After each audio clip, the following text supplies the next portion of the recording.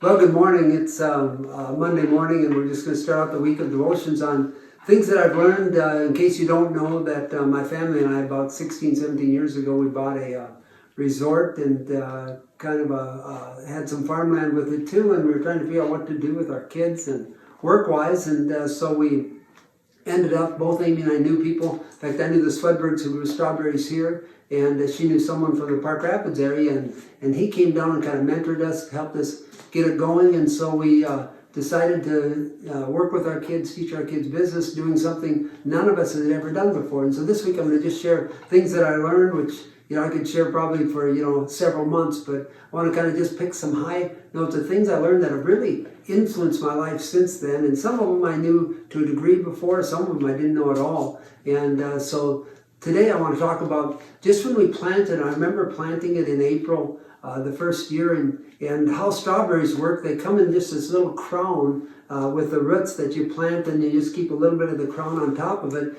and you plant it anywhere from 12, 14, typically 18 inches apart, and then you plant the rows. We planted the rows 5 feet apart or 50 inches apart, and so about 2/3 of an acre, we bought 3,500 of these crowns. We planted them the first year all by hand, and so we had our kids out there, some other kids out there helping us plant them, and we had the string for the straight rows and all that. We planted these little crowns, so when you're done, you could just barely see the crowns, and then eventually, of course, they started growing. And then by the end of the year, this is remarkable, they're kind of like my little babies. It's not like I named everyone, but I'd walk around them and I'd pray and I'd circle, and we weeded and we worked hard.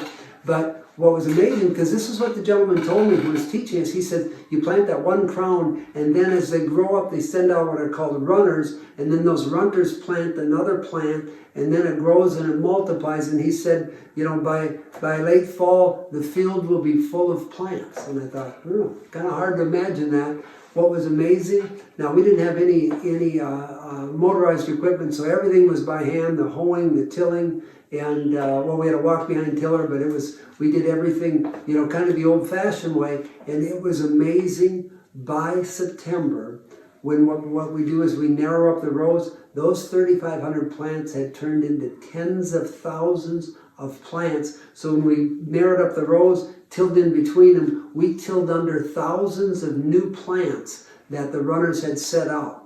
And I could never have imagined those little crowns could turn into that. And what it revealed to me again is just how God operates. He takes one plant. He's a multiplier. He's an increaser. When we plant what we have, He takes it and multiplies it, whether it be our finances or whether it be in our relationships. When we give, when we sow, when we plant, God multiplied. I never could have imagined, even though it was told, till we personally experienced that field could fill in with thousands of plants just from the initial planting.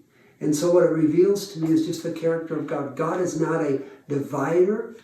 He's not a subtractor. He's a multiplier. If you and I will dare plant things in obedience to God, God will multiply them in every area of our lives. When we sow kindness and love and mercy, forgiveness, when we sow our resources, our talents, and our time, God then multiplies. Sometimes you see in people's lives who are obedient to God with their time, and it looks like they're able to get so much more done. Why? The same principle. When we plant what we have, God multiplies it.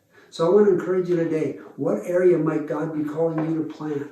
Because you can have this promise. Whatever we sow, God multiplies, and then we reap the fruit and the benefit of it. So be a sower, be a planter, so God can increase in your life. God bless you. Have a great day.